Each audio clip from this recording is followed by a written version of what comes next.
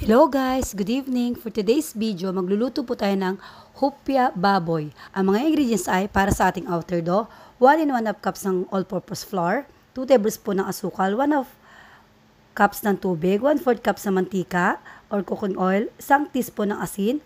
Paghaluin lang natin to guys at masahin natin for at least 10 minutes. Then, i-rest natin to guys for at least 30 minutes. Gawin naman natin guys ang ating inner dough. Ang mga ingredients ay 1 cup ng all-purpose flour, 1/4 cup ng butter. Paghalo-haluin lang natin ulit to guys at imasahin natin for at least 30 minutes. Then, i-separate muna natin at gawin naman natin ang ating hopya baboy fillings. Ang mga ingredients ay 1/2 cups ng farina, isang buong sibuyas, 1/4 cups ng butter, 1/4 cups ng asukal, 1/4 cups ng gatas, 1/2 teaspoon ng asin. First guys, sunawin muna natin itong butter, ilagay ang sibuyas at antayin maging translucent na mga ito. Then, ilagay natin ang asukal at ating asin. Antayin matunaw.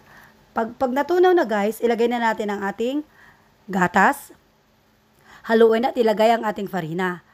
Haluin ulit until matuyo. Then, ilagay ang ating tubig at halu-haluin lang. Lutuin for 2 minutes. Then, i-separate muna natin. Gawin naman natin guys ang ating mga dough. First guys, ilapat natin ang ating outer dough.